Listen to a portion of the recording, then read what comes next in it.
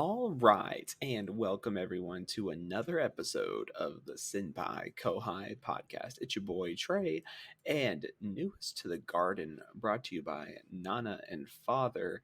It is the newest driver of the Frank suits, Steven.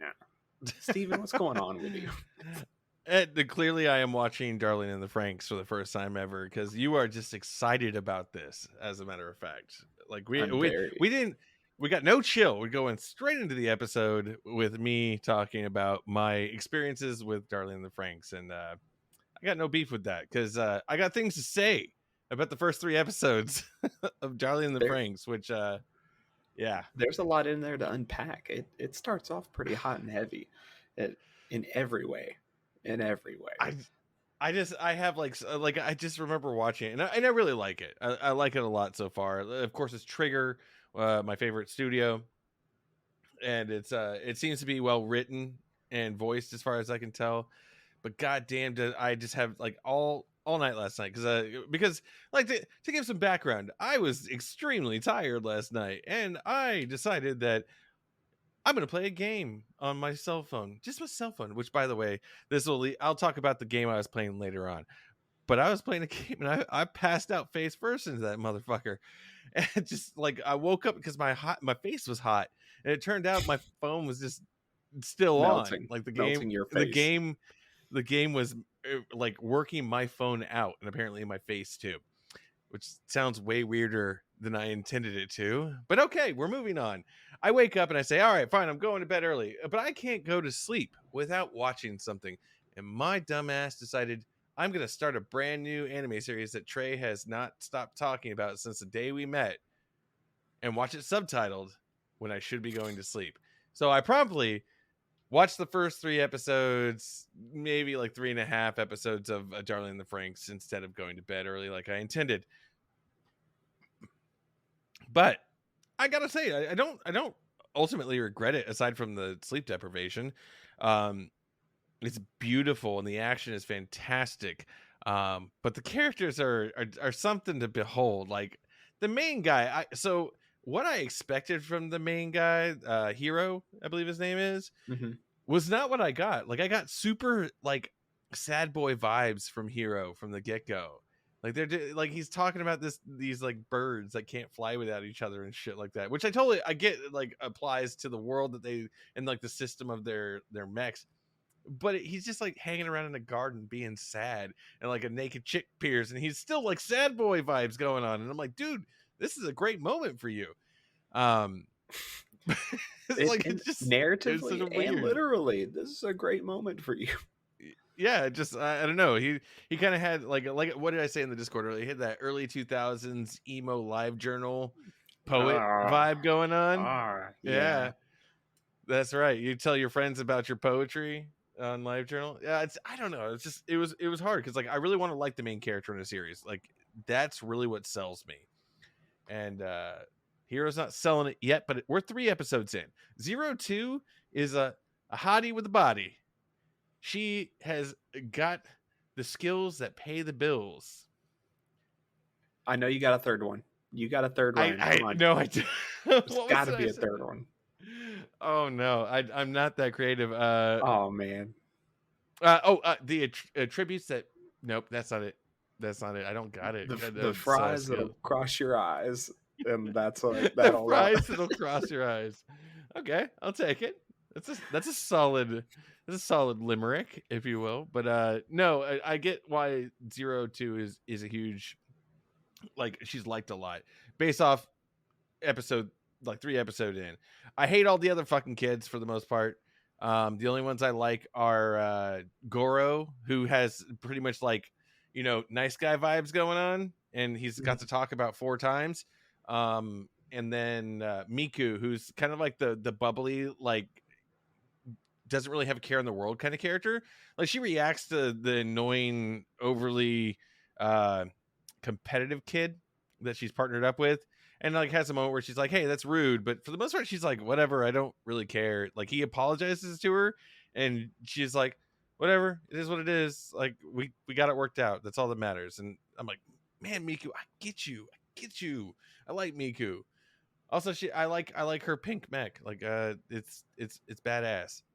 Um, then like what do you have, like the weird like stoic guy that's with the girl that clearly doesn't like doing what they're doing, because the way it works is very Ava in style, which makes sense. Like a bunch of the trigger guys are from Gynex, so they've been around that same lore and stuff like that. So I wouldn't be like, I'm not surprised that they wouldn't try to do their own take on that same kind of story, because it is very reminiscent of Eva to a certain degree. It has some Promised Neverland vibes going on with the whole like everybody grew up in an orphanage called the Garden and no one knows where they came from or their parents, and they're raised for a specific purpose, for these like nondescript mysterious characters of Papa that they serve. It's very menacing to me, but I'm digging it so far. It's got some Kill la Kill vibes to it, with like some of the like a gallantry associated with it, and I'm digging it.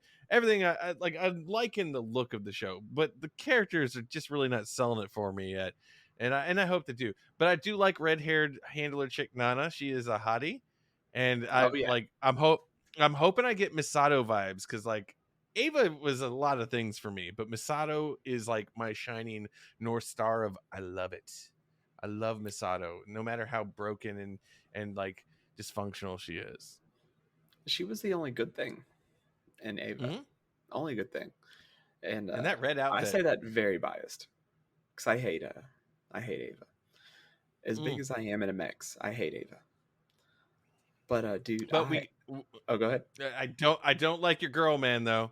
We talked about this in the Discord. Oh yeah, I do not like Ichigo. Ichigo is not, I'm not feeling Ichigo at all. Ichigo She grows. Everybody grows. You hate I hope everyone at so. first, but everyone grows. You get moments where it's like, good. Everyone gets to have their moments, and it's nice. It's very very wholesome by the end, where it's like, I'm gonna miss you guys. I hope y'all are okay. It's like really wholesome is the vibe you get by the end. I don't know if I can believe that, because right now with like the first 3 episodes in my belt, like clearly there's a very like sexual or like kind of association with how this all Oh, works. oh, it's awful. And Really weird. yeah, yeah, it's already like super weird to a degree. Like, don't get me wrong, I get it. I don't care. I'm not a prude, but it's noticeable. And all I can see is like this feels like NTR training wheels, the anime. Like at times, like like clearly one girl doesn't get along with her partner, and it doesn't like what they're doing.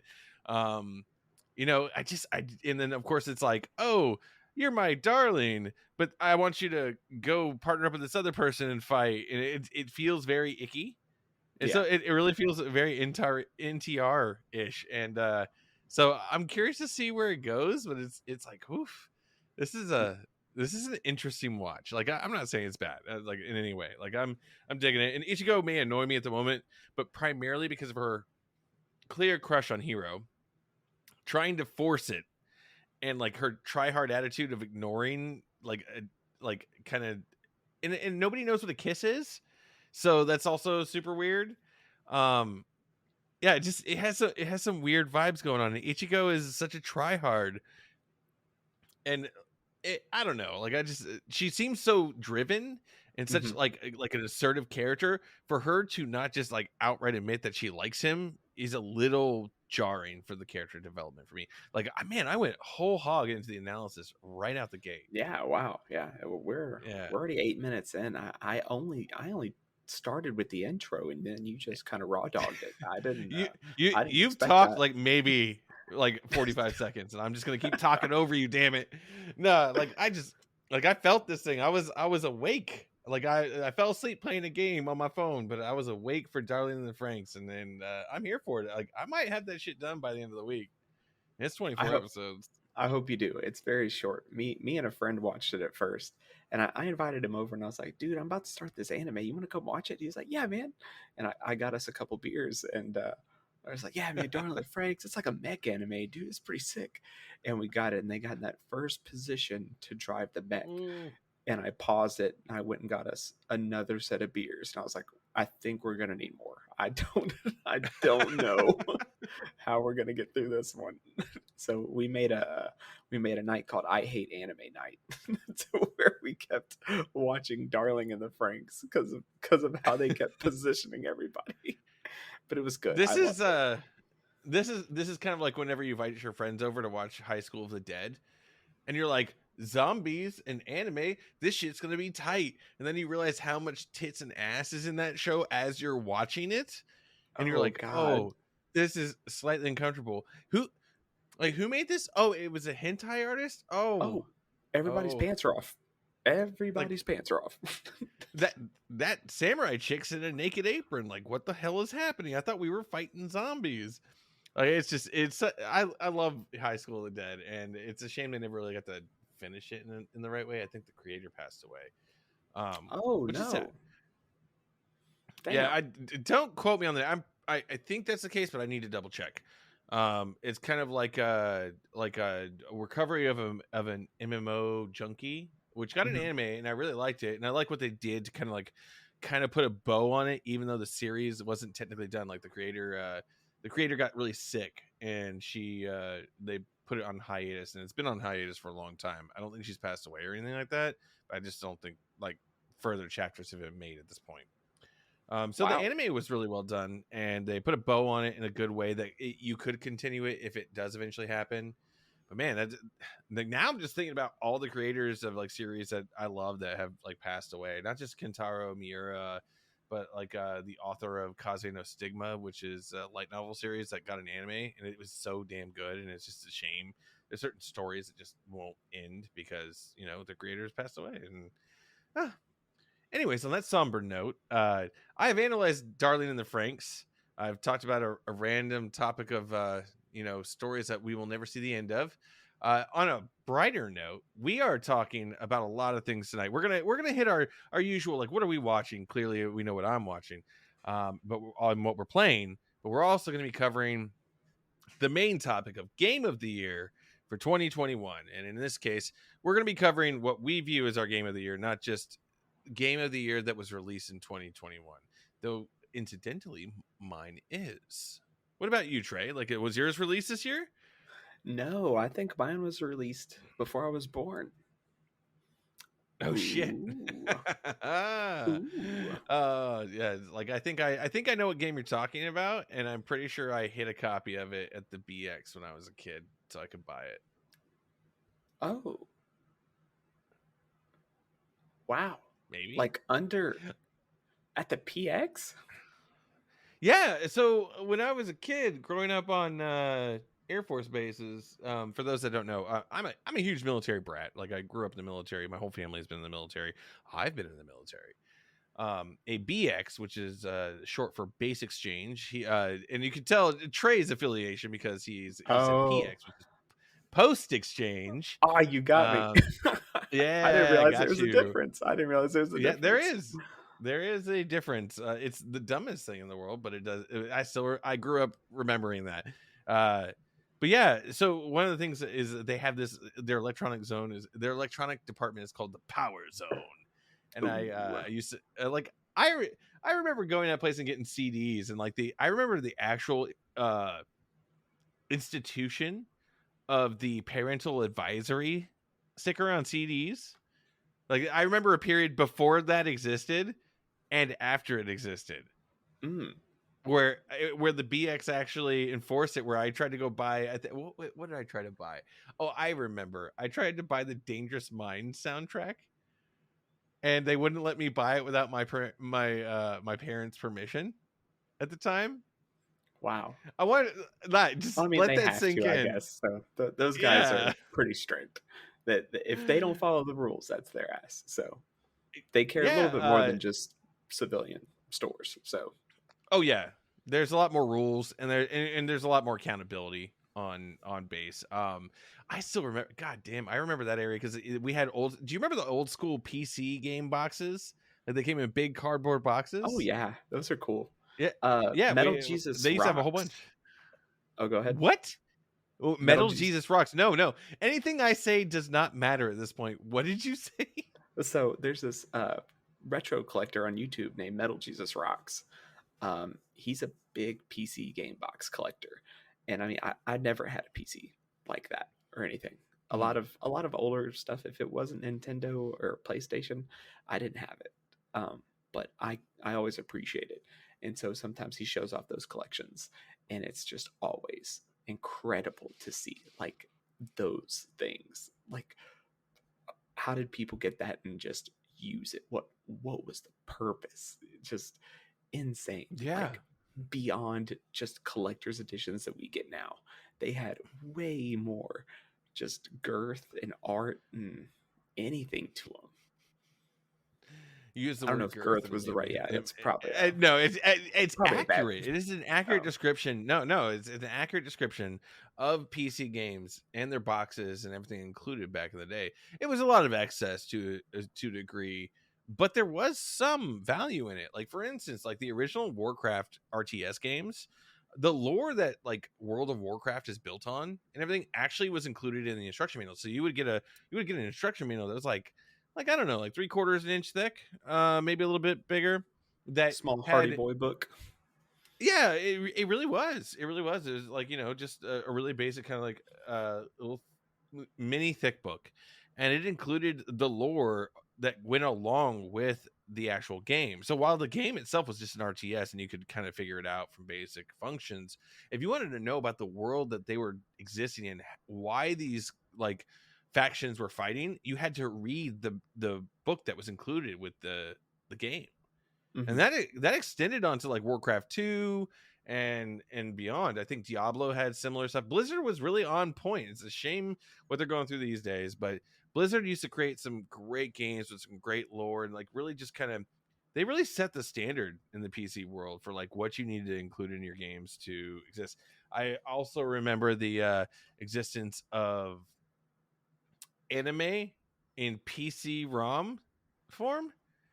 So like when I was oh god, good lord, I think I was in 6th grade, Get ready maybe a for little an younger. obscure store reference coming soon from a Steven near Bite you. me. I was gonna talk about Babbage's, but now I'm not. It's off limits now. Fuck off. Um,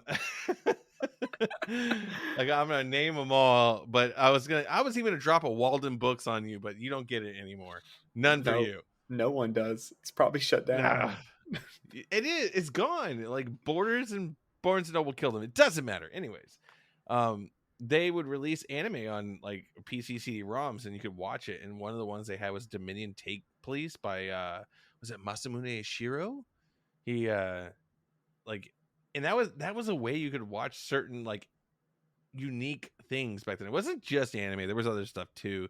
Leisure Suit Larry was really big back in the day. I remember finding like this is absolutely like late 90s when you could find an equal amount of adult content mixed in with normal content. So being a kid or a teenager in this case is very titillating at this era. I absolutely adore it. I wish we weren't nearly as puritanical as we have become, because it feels like like a lot of people were like, oh, we're pretty open-minded these days, and I'm like, I don't know if we're like 1980s 90s kind of open-minded, or were we just uninformed? I don't know, doesn't matter.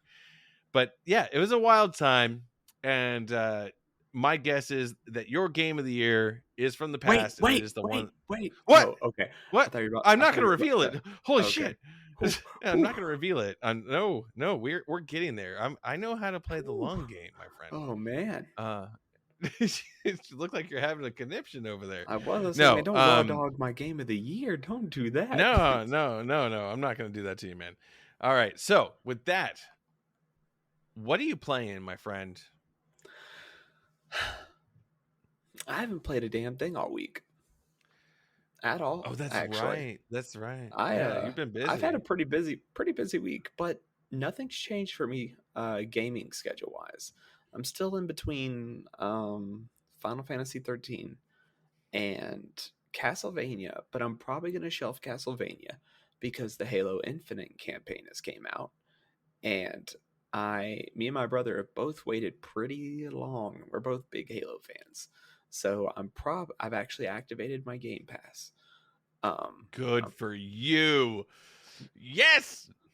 Yeah, so I'm now part of I am now Phil Spencer's right nut, and Steven is the left, and so I'm going to be playing Halo Infinite pretty excited for that. It's probably going to be, well, actually, it is, according to my list of games, the most recent game I'll ever Mm-hmm. have played, like Yeah. to date.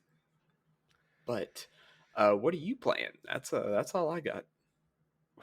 Okay, so before we get to what I'm playing, we will at least acknowledge the existence of something that we all shared today, and it is the Nintendo Switch stats. The year in review has come Oh, out. that's right. That's right. So you may not be playing much different, but we did get a glimpse into what Trea has experienced throughout the year.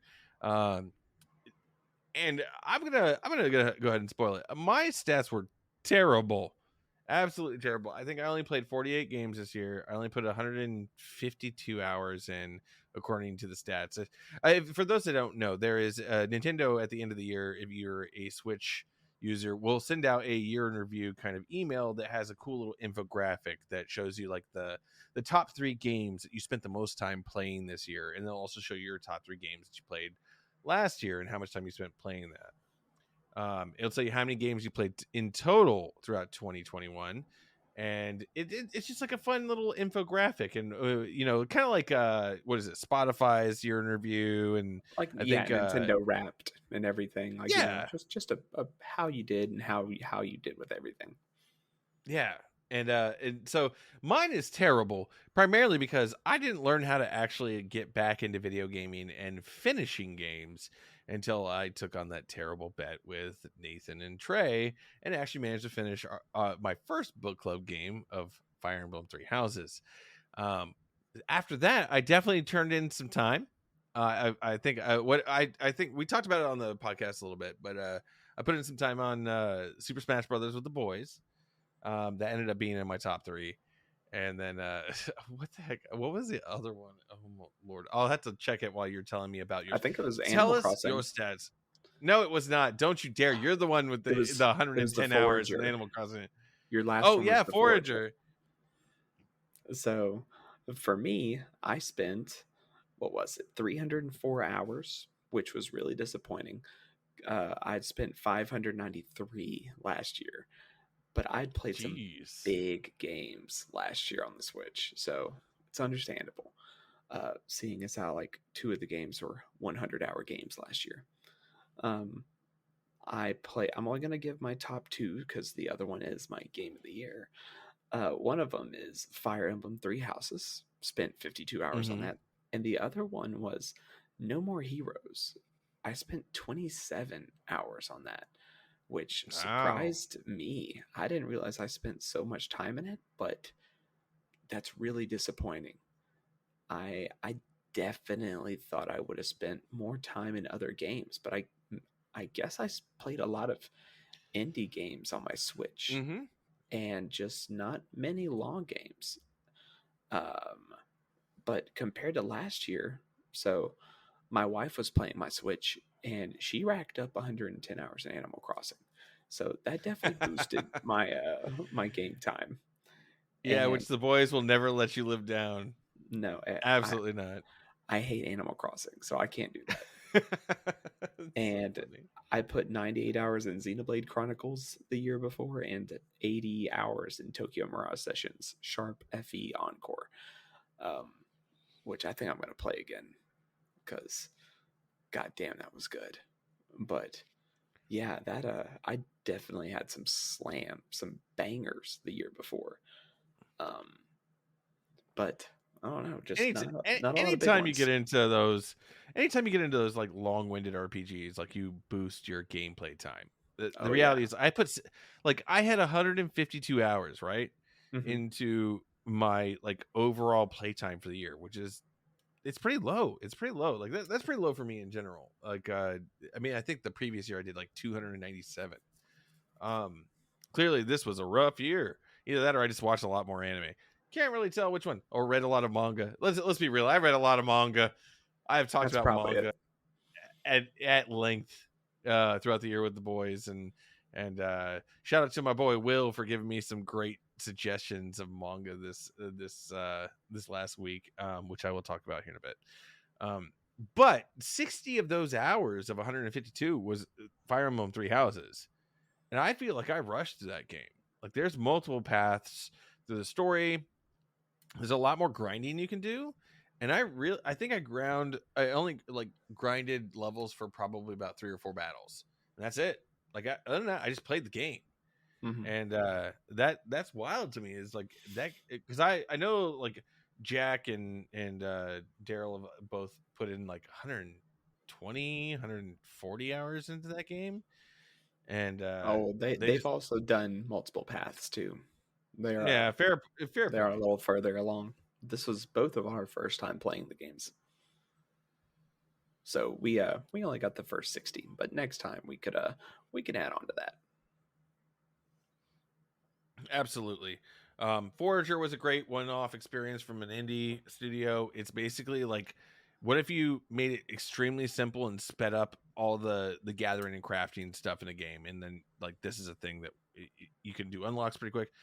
I know people have played Forager for like 65 hours and stuff like that, but honestly, if you're just looking at base level interaction, decent gaming skills, you can put about 20-25 hours in the game and get through most of the stuff.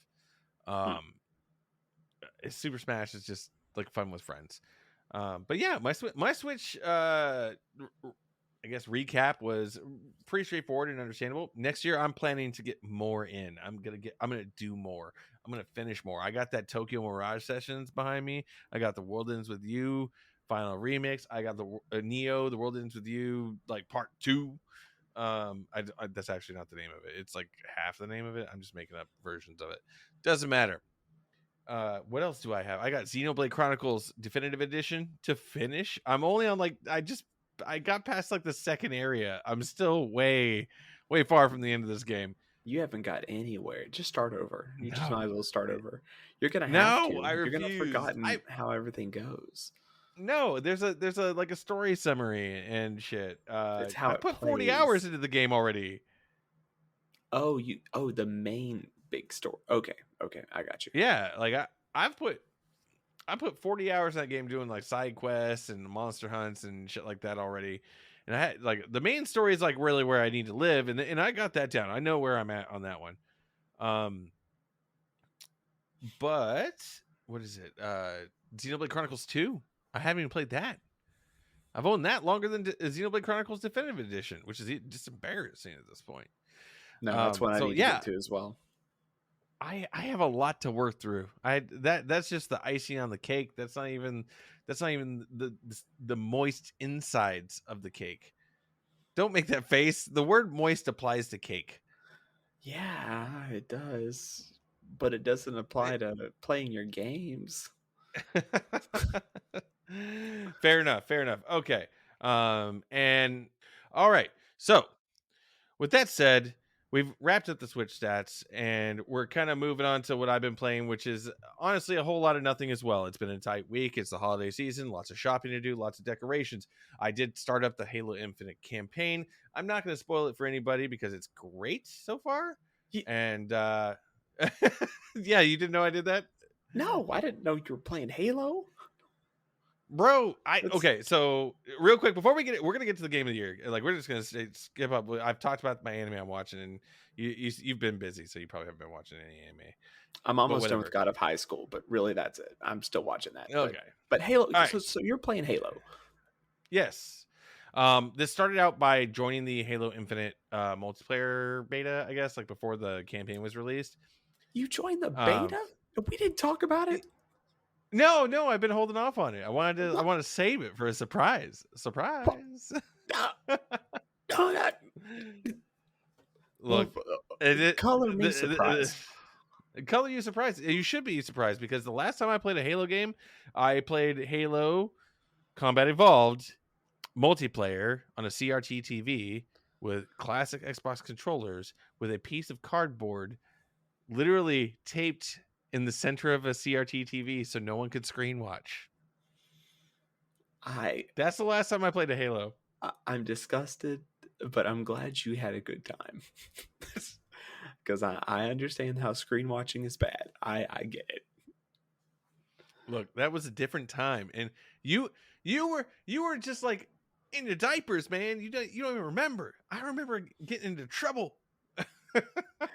We Halo was big at our house whenever we got our Xbox 360. We all played Halo 3, and my little cousins would play, and they were bad about screen watching. And so me and my brother adapted to kind of looking down.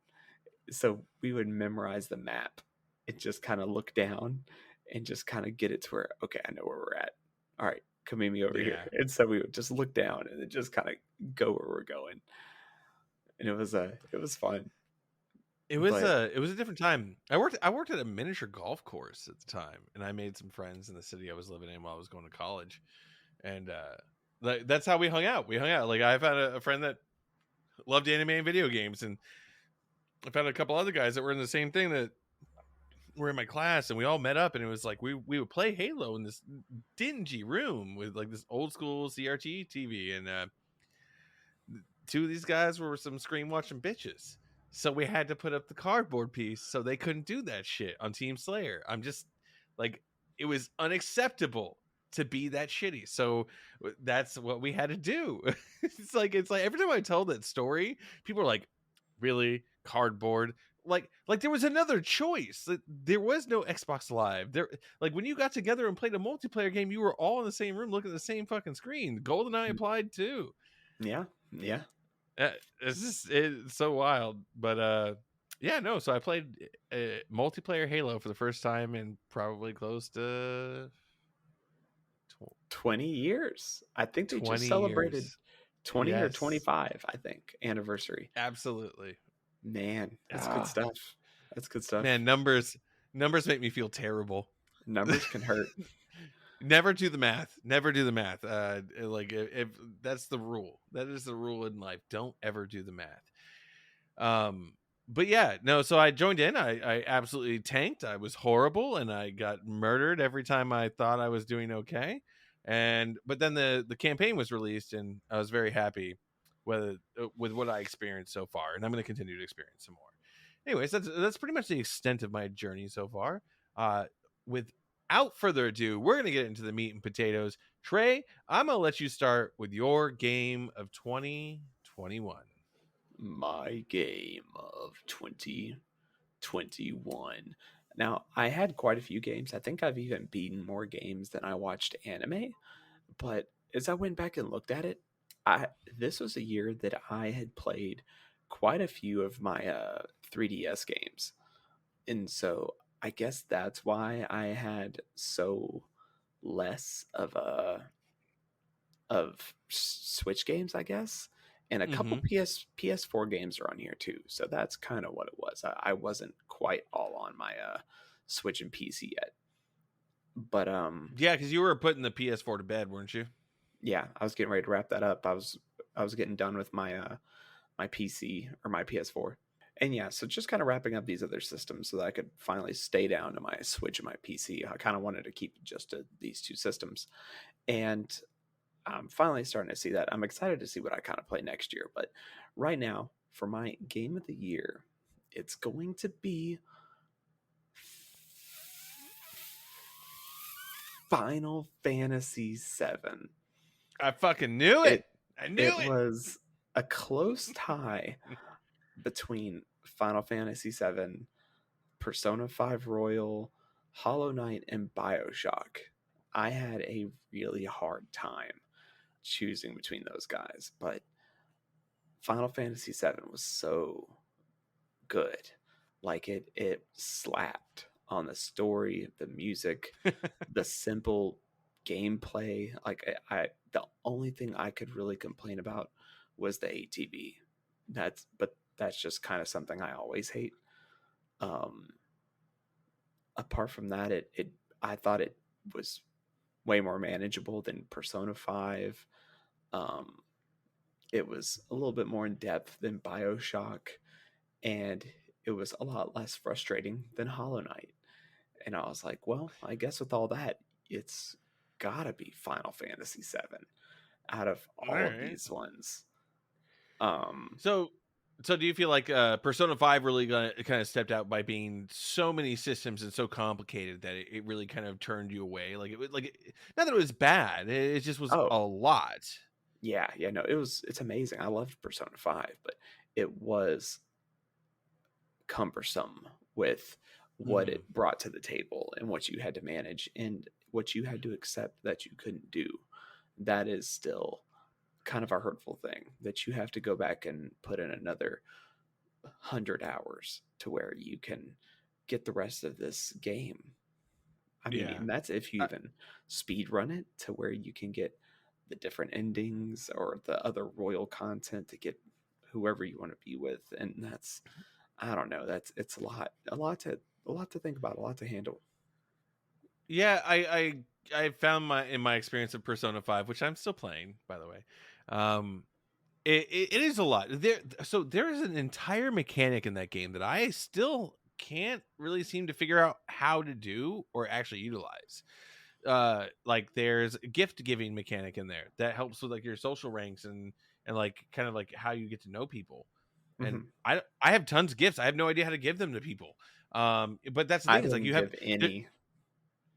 there's so many characters and time frames to manage. So unlike a Final Fantasy, in the case of Final Fantasy VII, if you want to put in the time, if you want to put in the grind time, you really want to like extend your game, you can see everything. But with a game like Persona 5, because it has a like a calendar system, because it has a time frame for everything, your only option is to play the game again. And that, to me, I feel you on that one. Like that's my thing. By no means do I think that makes Persona 5 a bad game, but for me, who wants to just experience everything through in one playthrough, because that's what's weird. It's like essentially it's the same thing, isn't it? You just put more hours into a game, but you just you start from the beginning again, but one you Hmm. just keep adding hours on. Technically, it's the same experience, but for some reason, it's different. And Final Fantasy VII definitely allows you to decide whether you want to play a like a 50-hour game or like a 120-hour game, and I like that. And I almost did have Um, a 50-hour game with Final Fantasy VII because I chose. I was grinding for Omega and Ruby weapon until I saw how arbitrary it was to actually get to him, and I was like, you know what? I actually don't need that in my life. I'm almost level 90, level 100. I could mhm. honestly probably take him. I'm not that worried about it. Let me just go in the game. And so Didn't you just steamroll Sephiroth in the end it was because a of bit, that? yeah, it messed up the game for me to do that because there was no like weight or challenge to the Sephiroth or anything at the end of the game. Like I just chug. I don't even think I healed. I just chugged through everything up to the bosses, and I was like, oh, this is bad. This is, I should have did this earlier and like made a separate save so that I could experience the game and then I could go beat the Omega and Ruby weapon. That would have been my best option at least. But I did what I did, and I'm not mad at it. Oh yeah. So So why did it why was it the game of the year for you? I mean, we've talked about the systems, but like did like the characters affect you in a big way? Did the story really hit you hard? I think the fact that I just didn't really know what Final Fantasy VII was, Hmm. and finally getting to understand it, and how much the story really was overall, I guess, this impactful epic of a game um, was just very memorable. And like Hmm. every time I look back on it, I'm like, that's so crazy. And like that's on any part of the story. It's like, wow, that was so crazy that happened in that game. And, like I just saw a thing the other day about like Zach or something. And I was like, that's crazy. Like just anytime I reflect on seven, it's just nuts. But I still know there's pieces of this game I haven't gotten to experience, or not this game, but this series of events through all the side games. Hmm. So I'm The hoping I get to, universe. yeah, the whole universe of seven, and I hope I get to again someday because the only other thing I played is Dirt of Cerberus. But I hope I get to see more so I can flesh that out and maybe know a little bit more. So, do you think it deserves its place as like considered like one of the best Final Fantasies ever? Um, yes, at least in the top few, yes. Because I mean, Okay, really, so why? Why? why? Ooh, so that's a really good question. And you know what? I want to come back to that. I think I think once I have a couple more Final Fantasies under my belt, then I'll have some comparisons and I'll have some debate for you. Okay, But I look, think I give you, that's a I give you, good pin. I give you this ultimatum, this uh This, parameter. oh, okay. I want you to play Final Fantasy VI all the way through with us, because for those that don't know, Final Fantasy VI is the first book club game of next year, and I've been trying to get this fool to play Final Fantasy VI completely through for quite a long time. So my parameter is, when we finish Final Fantasy VI, I want you to come back and tell me why Final Fantasy VII is one of the best, if Okay. not the best, Final Fantasy to you, and prepare details, because I will be in this podcast with But notes, a what if notebook, if you will, about Final Fantasy VI and why it's the fucking best. but so I'm in the middle of 13 right now. hmm And I think right now 13 does a lot that 17 couldn't do, and it does it a lot better. So I almost, and I mean, I'm not done with the game yet, but right now I'm gonna I'm I'm gonna say it. I think it's better than 7 right now. Are you fucking kidding me? People Yeah, are gonna be heated about that. Like, that's I'm gonna share that in the Discord later, and I'm just gonna watch people like fucking lose their and that's tits. fine. That's fine. But the amount of influence 7 had on 13 is so undeniable. It's obvious. And it's Absolutely. Absolutely. but the amount of just hurt people coming together to all join for a cause and become these terrorists against one unified being. At its core, these are the same game. And it's, oh, would you argue Are for those are for are, those that are we can't hear it? are we talking about Gundam 00, or are we talking about Final Ooh, Fantasy 13 or 7? Like, I'm just saying. what's the difference? Like, Anime and gaming are the same thing. I'm talking about Pokemon Platinum right now. This you is what all the the same fuck? thing. So okay, like, this is a slight like adjustment, because my game of the year is not something that requires like some super deep thought, so I'm not going to really waste a lot of time on it, but I will go into details. Okay. Why the fuck do you and Daryl bring up Pokemon Platinum all the fucking time? Absolutely boggles my mind. Like, what is so It's great good. about It's this good. game? I'm sure you've told me before. Is this the one where you go and like you fight Red later on or Oh, something? that's Crystal. Crystal is where you go and fight Red. Yeah. So all the Pokemon Red, not Pokemon Red, Pokemon Crystal, Gold, and Silver. That's where you get to go through 2 different regions.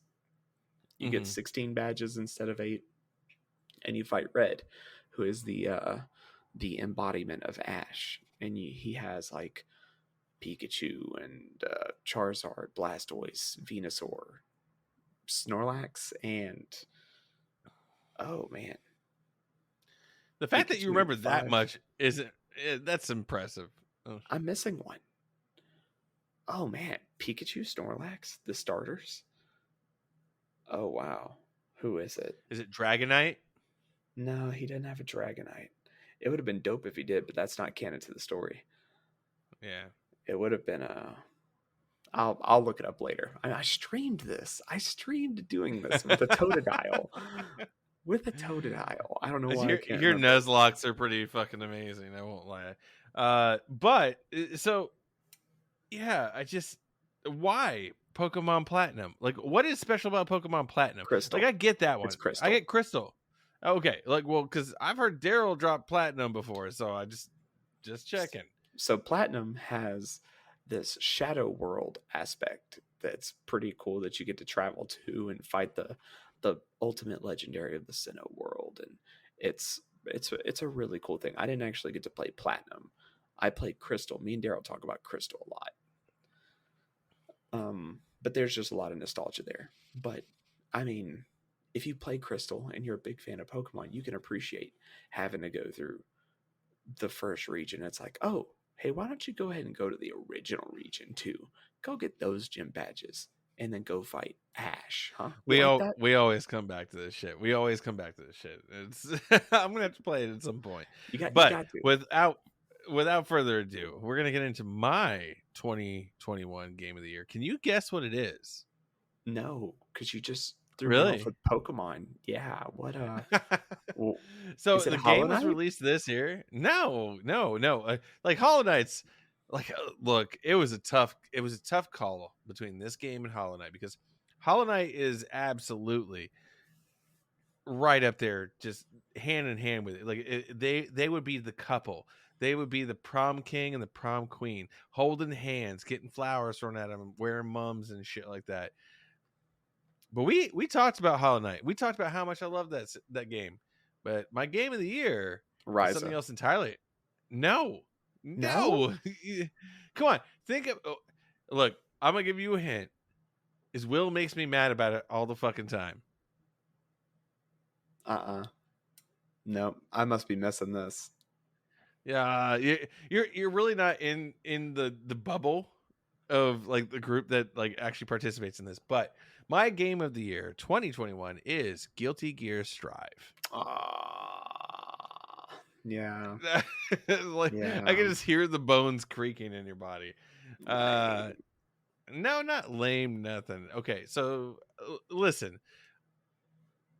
Guilty Gear Strive is literally like the epitome of like the peak fighting game experience right now.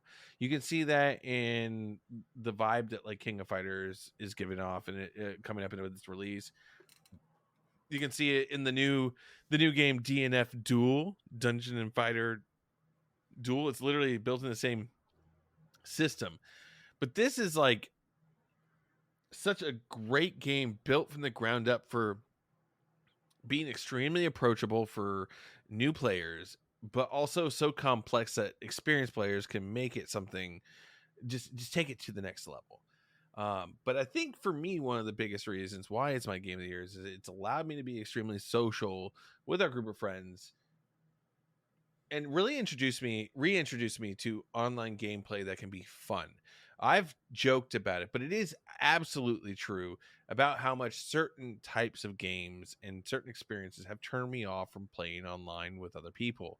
Let alone with like a microphone or something. Like I just when I'm playing games, it is my experience is built around the interactions. So if I'm playing a game and people are shitty to me, they are horrible, they're monsters, it takes me away from the game. The game mechanics can be solid to a T. I always use that. I use the same story of the structure with like League of Legends is that gameplay is solid. But if the community, if the people I'm playing with are so fucking horrible, I don't want to play, then it doesn't matter. But and that's the thing. It's like Guilty Gear gave me the opportunity to connect with a group of people that I can play a game with that has solid game mechanics, solid character design, solid story, even, and I can have fun with my friends. And I can like I've had great experiences with the community, even outside of our group of friends, playing online. Even I even like oh I ventured into playing online where I allowed people to have their microphones on and stuff like that, and most people are pretty fucking cool that I've interacted with, and that made me feel a lot better and reintroduced me into a side of gaming that I have ignored for a long time for fear of being treated like absolute trash because of the toxic culture of different types of gaming I'd interacted with before. So that is why it's my game of the year. There's so much to say about the game, but the biggest thing that it really sells me on is the fact that it brought me back into the fold of social gaming. It made me feel a little bit better about my online gaming experiences, and that's extremely valuable to me. And so now I can try things like Apex Legends if I want to. And I'm not going to deny the fact that there isn't some shitty people out there on the internet, but I feel a little bit stronger. I feel a little bit better approaching it because of this experience with friends and online in general. That said, there are some sexy ass designs, and it's just a really good looking game.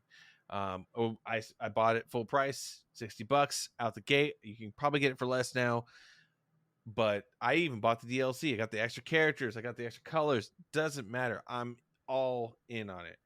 And I know I've been gushing for like the last several minutes, but that is my game of the year 2021 with a like honorable mention of Hollow Knight, a game I'm still playing to get like extra endings and extra areas off and on. Um, Fire Emblem Three Houses was my first, like that's the one I credit to my stubbornness being the fuel to finish an RPG. Um, I haven't finished an RPG in a lot of years, and I finally finished one, so I'm proud of it. Like what's your takeaway? Like, do you just not like fighting games? I do. I'm just not a big fan of Guilty Gear Strive. Is really what it is. It's not one that clicks for me. Mm-hmm. I can't move like I think I can when I start trying to move, and Mm-hmm. when I can't when I can't let my synapses synapse through the remote, then it's not my game. Like, I don't know if I've talked about it on here to the extent that I normally do, but Dragon Ball Fighter Z really works through your Mm-hmm. fingers. Like, you can almost think what you want to do, and Dragon Ball Fighter Z is gonna let you do it. But like, Guilty Gear Strive is one where you have to plan your Mm-hmm. controller, and then you have to just work it, which I mean, it's great. That's a lot of technical prowess to be able to do that. But with Fighter Z, you if you know your characters and you know what you can and have to do, then you can feel it and you can make it move. If that makes sense. Not to be corny with No, it, but no, don't think that's corny. That actually makes absolute sense. See, one of the things too for me is actually the source material is a fueling nature for you to actually learn the more like finesse endeavored kind of like part of the game. Like my take on Dragon Ball Fighter Z, honestly, from just like the cursory kind of like experience I have with is it is very welcoming because you can do things with the basic face buttons and basic directions and do some really cool stuff. It's like if you have enough energy, even like button mashing, you can do some pretty cool stuff. The game is built around theatrics. And for those high level players, um, and those who love the content that it actually represents, I think that they want to go deeper, they dive deeper, right? They want to know how to push the right buttons at the right time to make it do what I want it to do. Where and so I feel like Dragon Ball Fighter Z is that game that you can mash away and you get to be a Z fighter or a Z enemy and fight in that Z style. Awesome. And there's the finesse if you want to be an expert at it and you feel a little bit more connected to it because you love that source material.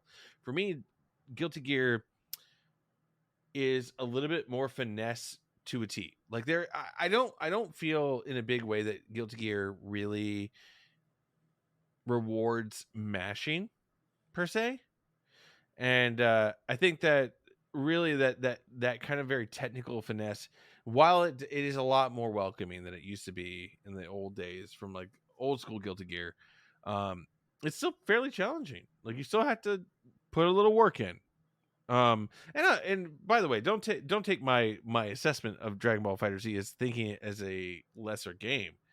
I just think it's a different game yeah. made by the same company for different audiences, and there's nothing wrong with that. And I actually, so one of the big things I'm really hoping for a great like sale on the fighters passes because I want to get some of the other characters for Dragon Ball Fighter Z because I like the game a lot.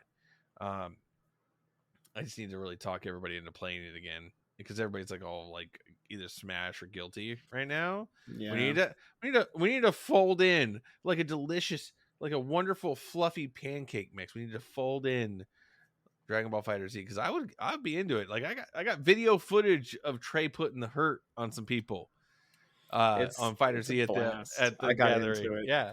I got a little too Yeah. into it.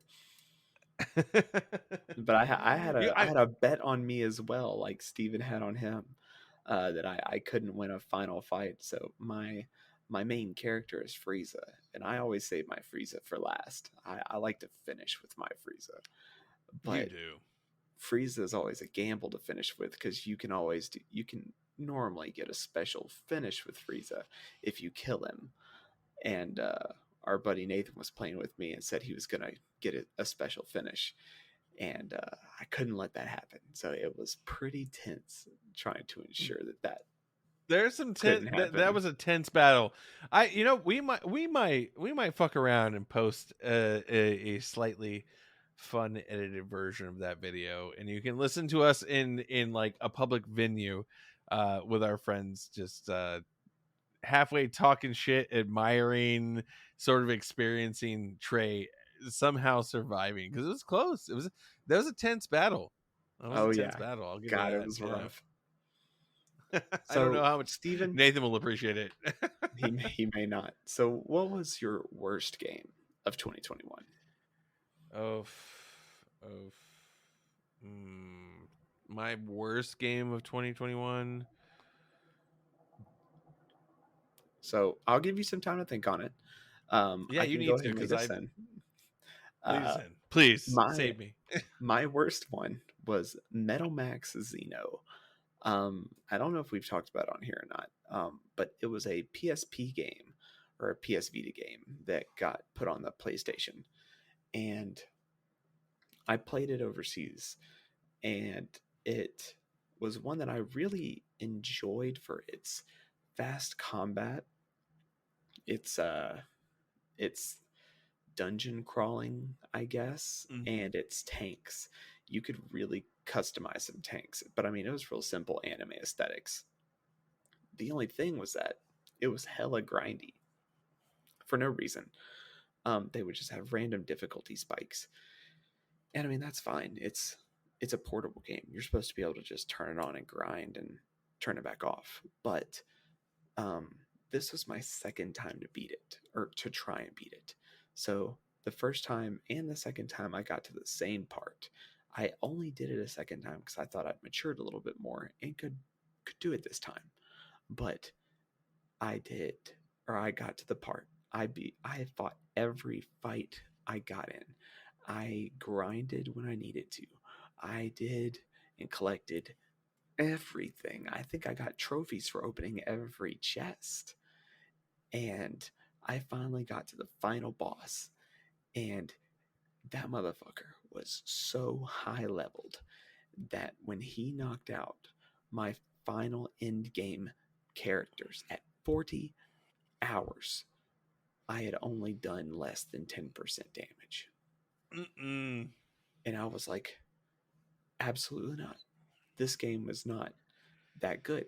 I can't justify sitting here grinding for another 30 hours just to try and get strong enough for this and buy stuff. I don't know. And I mean, they have ways to upgrade where you get more perks and skill points and stuff, but Mhm.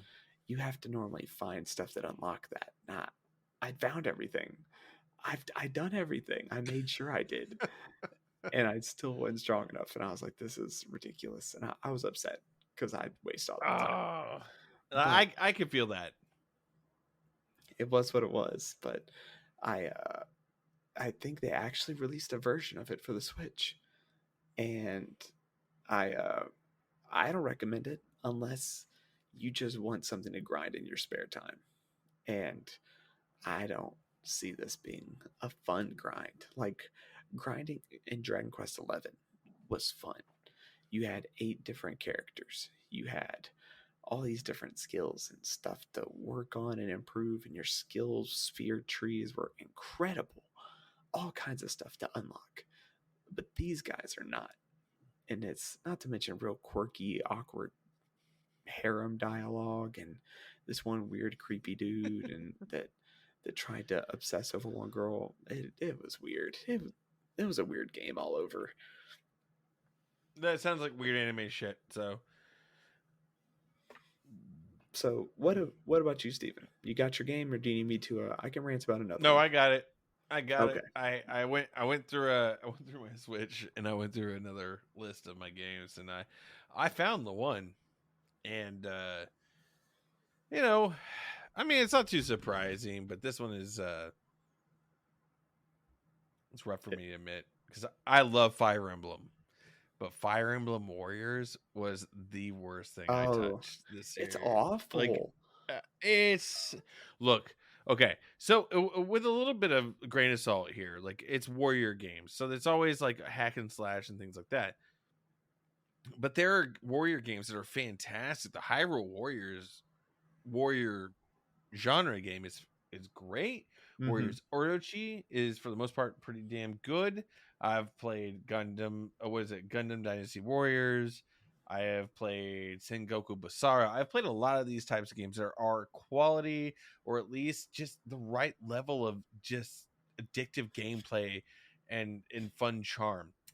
This was not that. They had terrible, and I mean terrible, voice acting for the main original characters in it, and the story was just so cheesy. Like it really took me out of the experience. Like I understand, like okay, now I get to play my favorite Fire Emblem characters in like a fun hack and slash sort of thing, but I just really couldn't take it seriously. And Yeah. I remember being part of the way through the game and being like, I just don't care anymore. And I turned it off. Like and you know, this is a Nintendo first party kind of thing. Like it's Fire Emblem. Tharge is on there. Those thick thighs are on there. And I was like, nah, I'm good. Like that's how bad it was. Like I couldn't get into it. I got that somewhere while I was out on a conference or something. And I was like, I think I'll learn this before I do the book club game for Three Houses, and maybe I'll get some insight on some of these guys. And I played it for like 5 hours, and I was like, this sucks. And like, Yeah. I think I'd only played a couple Warriors games, like Hyrule Warriors, like two or three of the free ones that came out on Xbox a couple years ago, and Mm-hmm. just popular ones. Really, I'm not like deep in it, and the Mobile Suit Gundam ones, but for this one was weird. It had mixes of tactics, and then Mm-hmm. I mean, which it's Fire Emblem, you should expect it, but like I didn't expect it in my Warriors game. I thought this was Yeah. just going to be a Warriors game as the name dictated, but it was bad. I don't know if there's a lot of people that actually look to this one for comfort, but anytime I hear Switch and Fire Emblem, it's always Three Houses. Yeah, absolutely. It's a different experience entirely, and I'm not saying it's an entirely bad game, but it's not one that is memorable. It is. There's just so much about it that I was like, I don't care, I don't care, I don't care. I'm so glad that I got it for a discount because I'm like, well, I'm not. It's not going to be the first thing I play. It probably won't even be the middle thing I play. It'll probably be one of the last things I play because I play all my games eventually. I have 273 in my backlog, so it'll probably be like 272. Um, so yeah. But yeah, that is my worst game of 2021. We clearly have heard yours.